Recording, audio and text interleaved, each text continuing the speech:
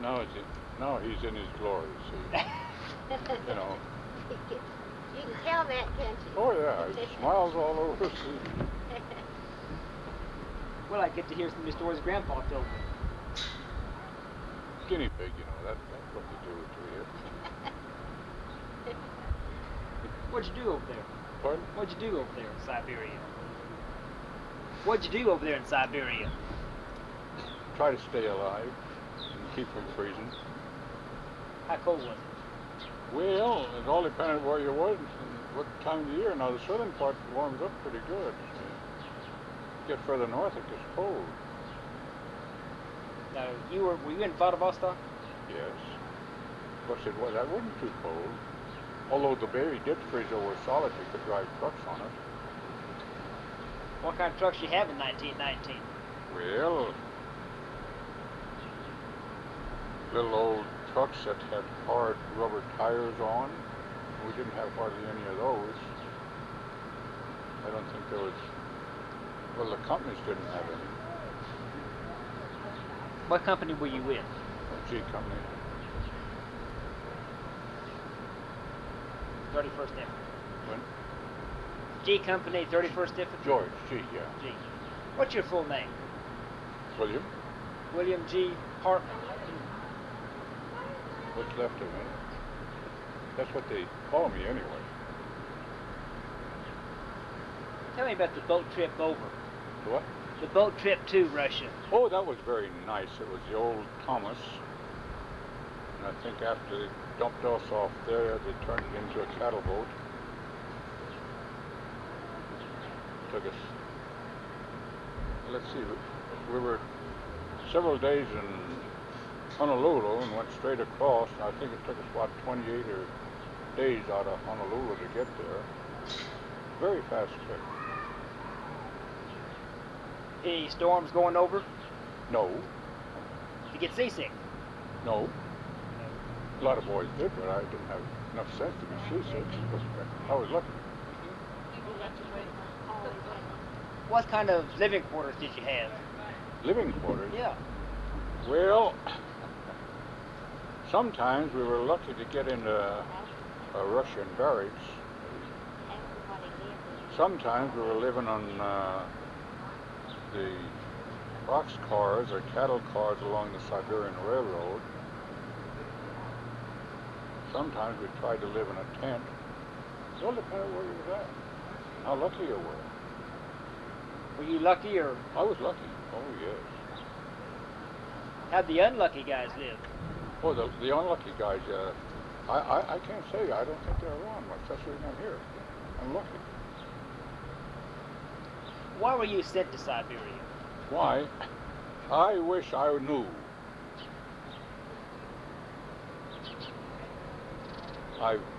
After I got out, after I retired, I tried to really find out and pinpoint why we were over there, and to my knowledge, I have never been able to really get down to the brass tacks and know why we were over there. We were sent there. Now, was this after the war? Yes. Well, you see, the war wasn't over in Siberia until April the 1st, 1920. That's one thing the public doesn't know. They think the war ended November the 11th, 1918.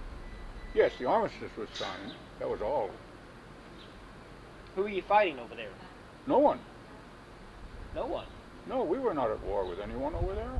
Well, why was the war not over?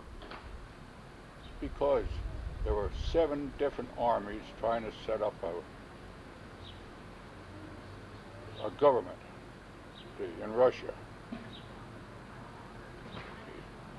And we had to watch out. They liked our supplies and everything like that. So if they were our enemies or our friends, us peons, we didn't even know. We talked to them. They were wonderful people. The troops were the ones that were bad, and their leaders. It was just a mixed up mess as far as I know. Now, who were the good guys and who were the bad guys over there? Sometimes they were good and sometimes they were bad. We don't know. I don't know. He was a bad guy. No, really, I don't know. Huh? To get back and why we were sent over there, I can tell you, President Wilson, see, our commanding general was William Sidney Graves, two-star general. He was training a division here on the West Coast to go to Europe. This I found out afterwards, you know, my history. So he was ordered to St. Louis, Missouri to meet the Secretary of War, Baker. I didn't know why. Baker handed him orders signed by President Wilson that he would board a ship headed to head troops that would be in Siberia. And his orders he couldn't open till he got out of the jurisdiction of the United States. And by his own say-so, General Graves never published, or actually never said he had explicit orders on what his duties were over there.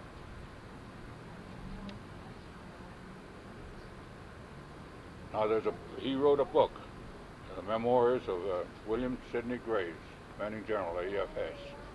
And he so states in that book, if you want to get a hold of it, read it. That'll open your eyes on what was going on over there. More than anything I can ever say. Because I was just a young kid. I got over there late when all this was going on, you know, see. But I did come back with them, see. We come out of Vladivostok, went into Manila, which was very nice, from one of the coldest countries we have to one of the hottest countries, see. What was your average day in Siberia? Average day? Yeah, what'd you do every day? Well, you did some drilling. Now, we had duties to perform. Many units was helping the Trans-Siberian Railroad, operating that. Actually, a lot of our engineers and stuff, and telegraph operators and everything. The eastern portion of the Siberian Railroad was practically supervised and run by our troops. We guarded supplies of the Red Cross and military supplies that we had over there, and tried to keep peace. Who were the 7 different armies trying to set up the government? Well, let's see. There was Lenin, Trotsky, Semenov, Kamalkov, Kerensky, Gaida. So missed one, didn't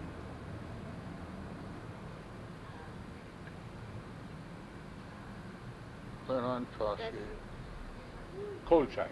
6. That's the 7th. It was the 7th Army that I know of that they were trying. Now, was the Tsar still alive at this time? Pardon? Was the Tsar still living? No. This was after the revolution. The Tsar was shot in Oh yeah. 19? No, he was killed in early 18? part of 18 Yeah. or latter part of 17. See, Russia was fighting the Germans.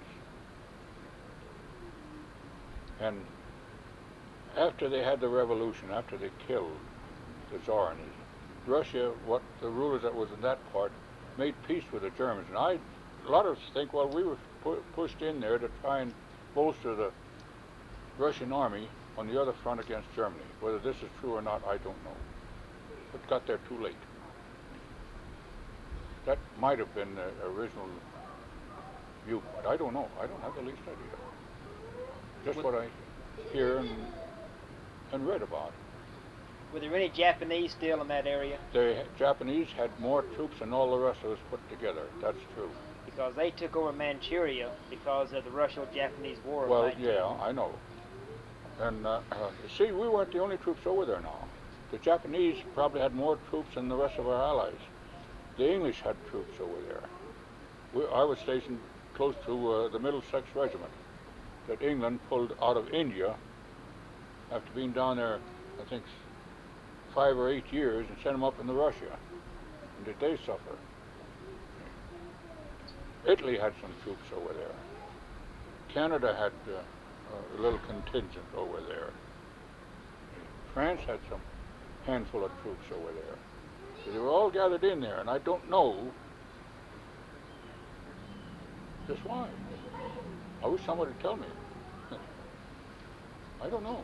I read quite a bit trying to find out. Have you got any idea why we were there?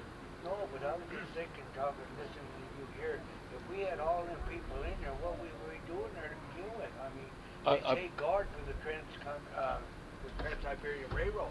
Well, that was, we did do a lot of that, yes. Yeah, but who were we guarding against?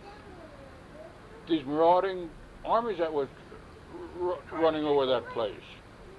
Yeah, because you had all of them there. I was wondering why. All right. You was in one area, see. We got paid off in American money. They had the Russian money. Well, each area, you know, that was controlled by one of these armies, they had their own money. We'd get Russian money in one area, and if you moved any distance into some other army's area, that money was no good.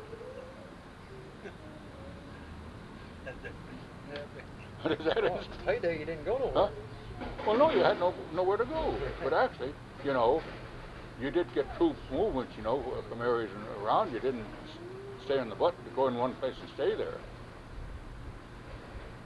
Hey, he should be asking questions, but he's like that.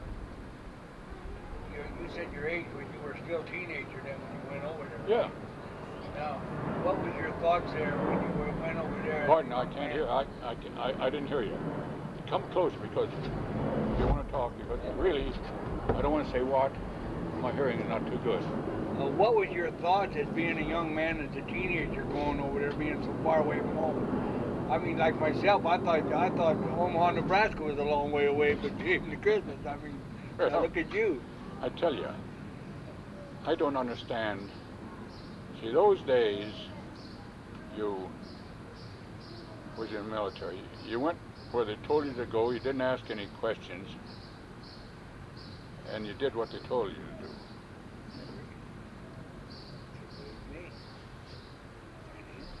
I enlisted for the Air Force in France, and I wound up in G Company, the 31st Infantry in Siberia.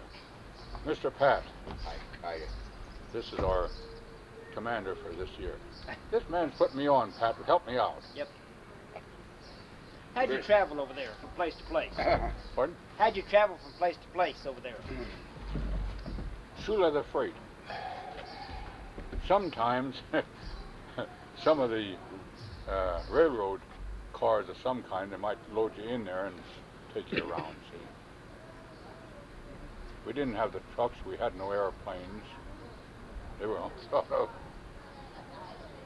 me on, Ben. Yeah. They put me on. Well, you know, I mean, you're talking about it like this now. Back then, during the war, they had, still in World War I, they had ammunition pack trains and all that. Did you have them over there too, the same thing? No, we weren't big. No, we didn't have anything like that. We carried Well, our... in France and that they did during the war. Pardon? In France, I mean, they had Oh, it yes. there. That's why I was referring from France into you people, because in the Philippines now they had pack mules and all that, didn't they? But a pack mule wouldn't go any place over in that country. Well, In fact, there never any thought. See, it got in there, and we had some supply setups, but nothing like you had in France or in the Philippines or anything like that. You carried it on your back. What did you carry? Everything that you dressed with.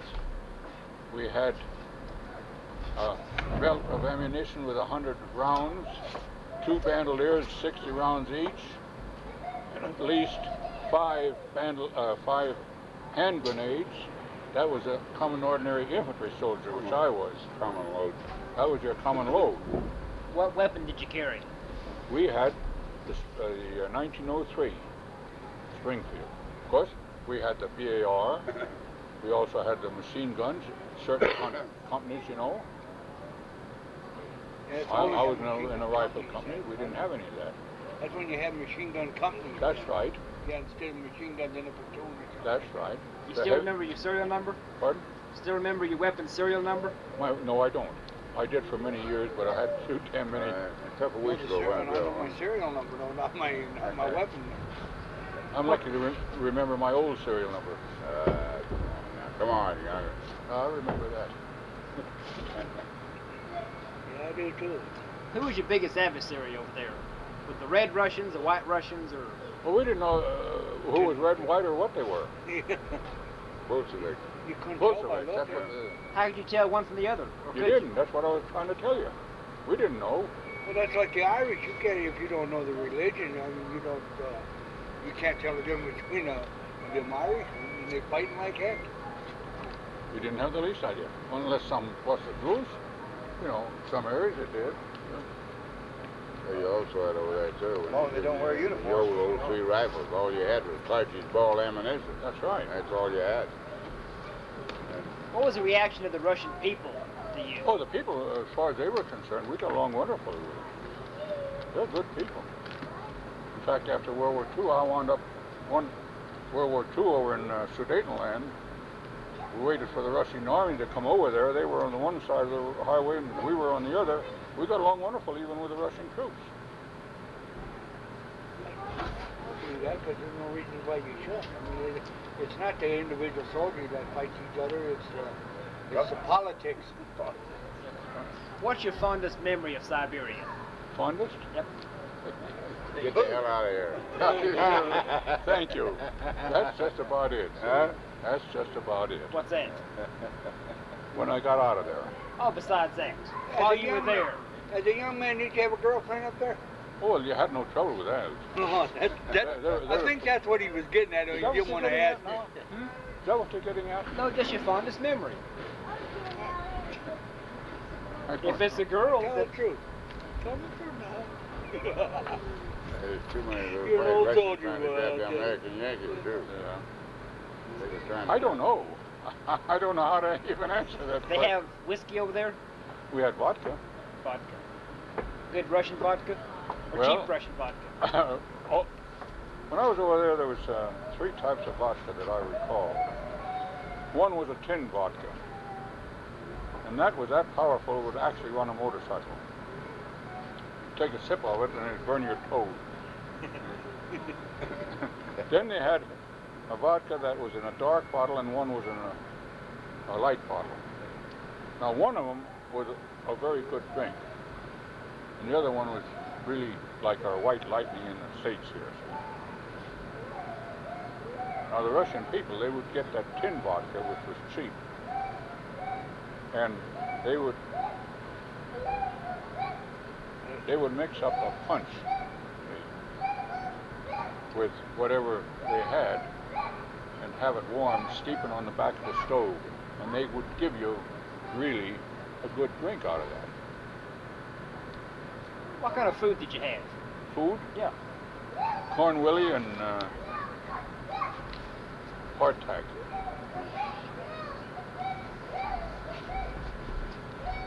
Corned beef and hardtack was our hard rations. sea biscuits. But Oh, sea biscuits. real hardtack. That's what they call them nowadays, sea biscuits. A little hard biscuit about this big around that big, you know. Sea biscuits. And our Soak 'em for canteen 3 cup days, was, soak 'em for 3 days and they're hard. and they swell up and just about fill up your pint canteen cup. That was our rations, our emergency rations, and that's all we had a lot of times. Did you have any wild animals? Huh? Did you kill any wild animals? Did y'all kill any wild animals to eat? Oh yes, yes. We sometimes we got a hold of some. They call them a snowshoe rabbit, which is a large rabbit. It was good eating, but we couldn't get much of that. No, we couldn't go out and hunt. No, we couldn't do that. But the only thing we got once in a while was a rabbit, you know. And they were awful hard to hit with a rifle. We had no shotguns or anything. No. What's your worst memory of Siberia? What's that, Bill? Say, what's the worst one in Siberia? Yeah, I think when I went there. shoot me for close, but we know I don't. I don't know. He asks the damnedest questions, don't he? Well, How are you going to answer those? I don't know. well, with you being such a young boy, I believe it'd be your worst memory would be the fear of what's going to happen. I really think that, because I mean, I have when I Well, was if that was it, I never had sense enough to know it, because as far as fear is concerned, over there, you didn't have time to think, what was you going to fear? You had nothing to fear. You ever have any close calls? Well, I suppose you did, but if they were closed, you wouldn't know about it. Well, what happened? Tell me one. What? Tell me one incident that was a close call. Well, let's see. When we were guarding Vladivostok there, when Gaida had his insurrection, there was 7 of us in a patrol. We thought we were safe. The first thing we knew, we thought it was hailstorms coming down, hitting the walls around us, you know. With stone buildings there, wooden shutters. We had a sergeant footneck in charge. He could talk Russian. So we broke open the shutters, broke open the window, and got into this building. And it was occupied by Russian normal people, but we got out of the way of the hail of bullets that was coming our way, and we don't know who shot us or who shot at us. Why? So we stayed there until after dark, and we got out and went back to our hospital. When's your birthday? 26th of May. What year? I don't remember.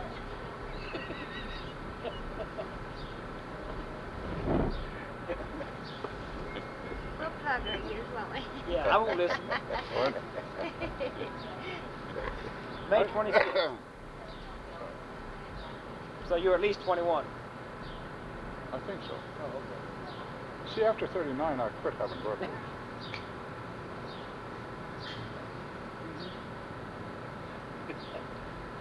You're helping me out, Pat. That's good. I'll help I'm you certainly when glad you come in. When you get to the point that when you Tell 'em slip, the year. then I'll help you, all right? That's right. I Tell 'em- wasn't tell there, 'em the but year. I know the history. What? You should be proud of this. You should tell them the year year you were born. You told me. Well, I was born in 2 different years. Oh yeah, because you lied your age. What, I was either born in 1900 or 1902, Yeah. Why the variation? because I have two ages in Washington. What does your mother say? She was there. Pardon? What does your mother say? She was there. I didn't ask her at that time. Well, he did it like a lot of people did to get in the army. They lie their age to get in. You see, I was 2 years younger, 2 years older in the military than I actually was when I was over there. So you were born in 1900 and told them 1902. No, I was born in 1902 and said I was born in Oh, okay. 1900. Now, My look grandfather was born in Now the 1900. truth's coming out. See? I'm not a good man. He lied about his age in order to meet the age to get in. Age limit. Call that a fraud. Who are some of the guys you knew over there? They call them fraudulent. Some of the guys I knew. That Yeah. happened lots of times in Heck. World War One. I don't know whether I remember any of the names. Still have I just have called that Sergeant Footnick. He was one of them. Heck, I can't recall names. How many Americans were there? Well, 31st Infantry Regiment was there. The 27th Infantry Regiment was there. We had supporting troops there.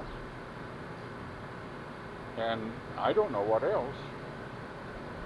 The number, I don't have the least idea. I don't know whether they were up, what strength they were up to, even if you know the strength of a regiment. Unless you really knew whether they were up to full strength, under strength, or what it was. And the number of troops over there, I don't know whether you can even find it in the Pentagon right now. You probably find it somewhere, I don't know where. You can't find anything in the Pentagon. Huh? No, what I mean, that's true. You didn't know a Todd over there, did you? What? Didn't know a Todd over there, did you? A card? Todd, T-O-D-D. That's Grandpa. No, can't recall it. Of course, he was 31st, I don't know which number. What else? You were there the same year? Yep.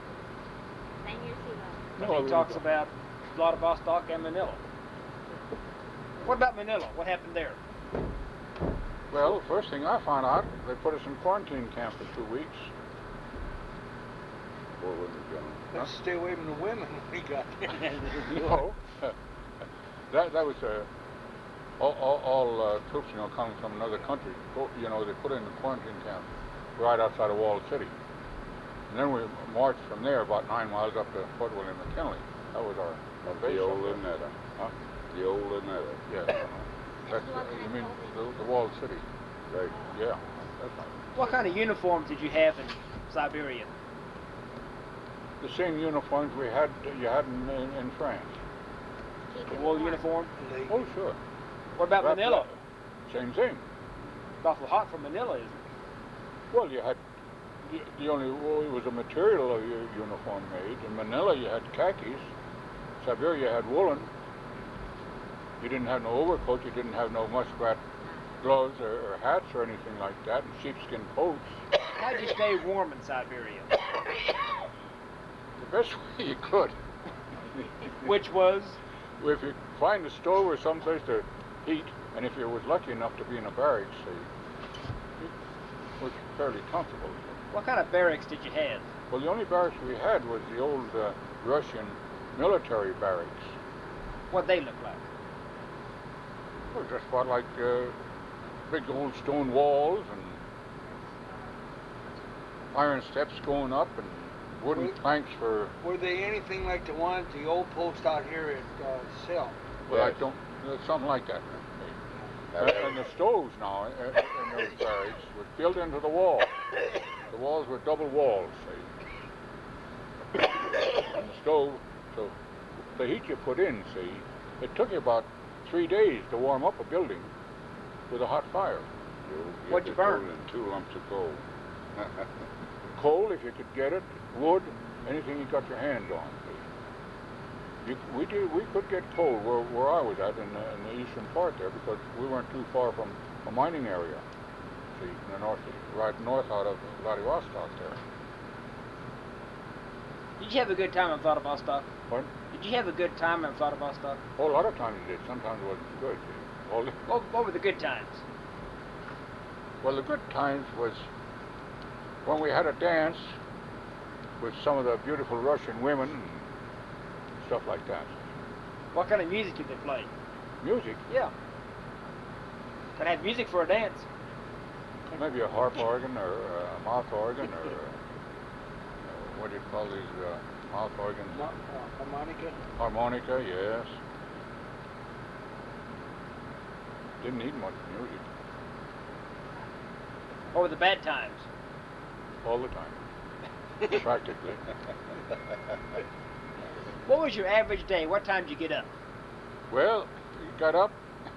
It depended how mean your company commander and where you was at and what you was doing. It might be 4 o'clock in the morning. It might be 8 o'clock in the morning. Maybe around 5, 6 would probably be your average time. What time did you go to bed? The first chance you got. Yeah. If you could find a bed a lot of times. What kind of details did you have during the day? Well, I did a lot of KP Why?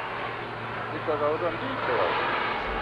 KP was kitchen place. I know, was it punishment or just your time? No, that's a normal duty, see. Sometimes you had to clean up or something, the barracks, you know, and you had to keep your weapons really shined and cleaned and everything like that, and you did some drilling a lot of times. You ever have a firefight over there? What's a firefighter? You know, shooting at the enemy, wherever the enemy was. Well, we didn't have no enemy. You said there were 7 armies over there. But I didn't say that they were all our enemies. I said we didn't have any enemies. They were all our friends. But sometimes they forgot they were our friends and they wanted to take some of your supplies away from you. So what would you do then? Well, I don't know. I never had that happen to me. But a lot of them, they did have a little skirmishes, you know. We lost quite a few men over there. Not, it weren't at war. See, this, what he was talking about firefighting now, that didn't come out until this war, this last. Term, Yeah, the term of firefight. That's what, well, that's what See, it's a new word that come out. No, we didn't.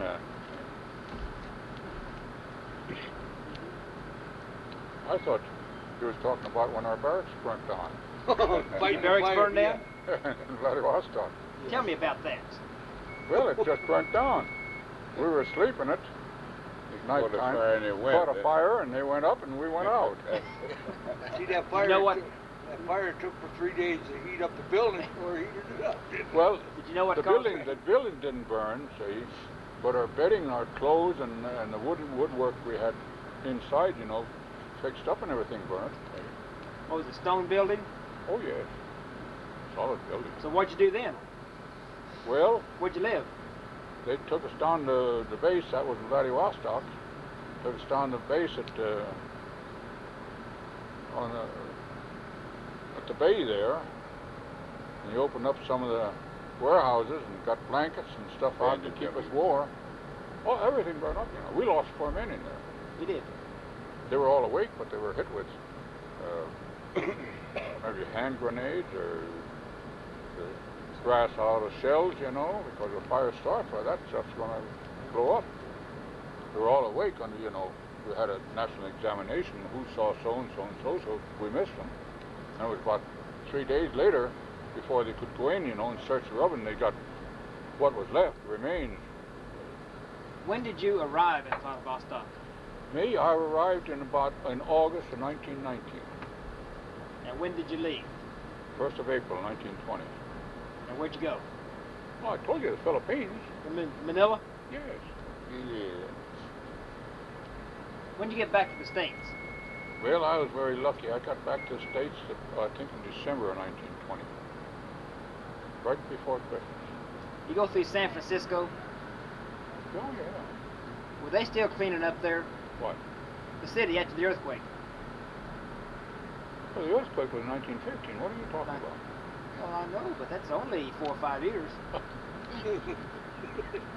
Can you imagine this fella? I think it was 1915, wasn't it? Well, I know, but what 1906. you're talking about is a span of about, maximum of about 6 years. Oh, yeah.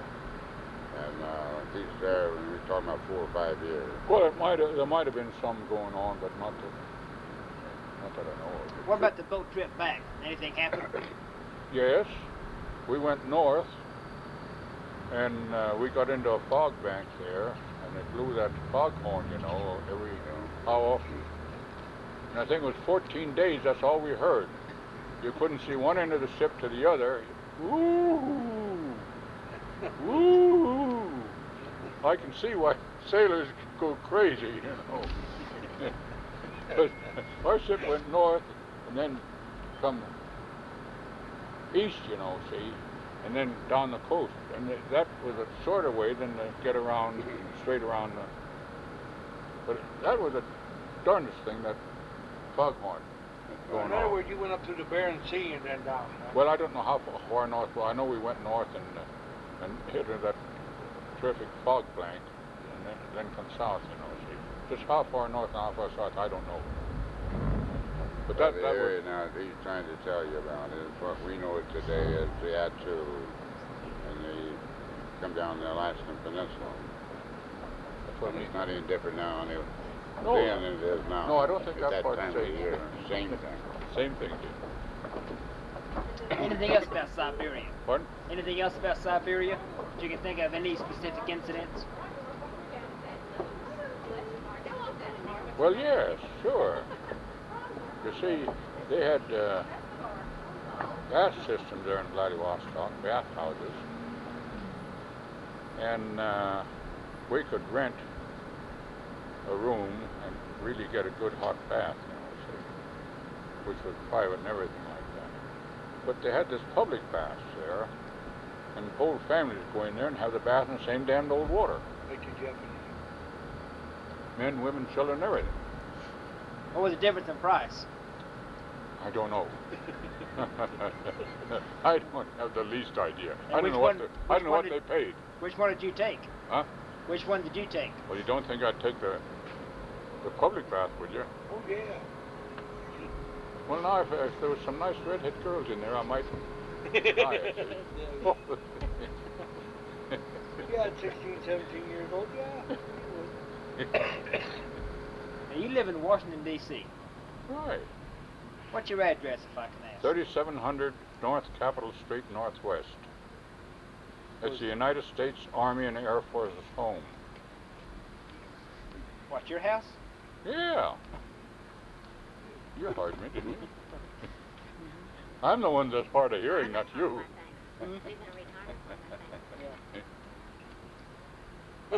But that is the address.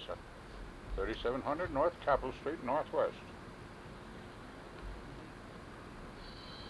That letter would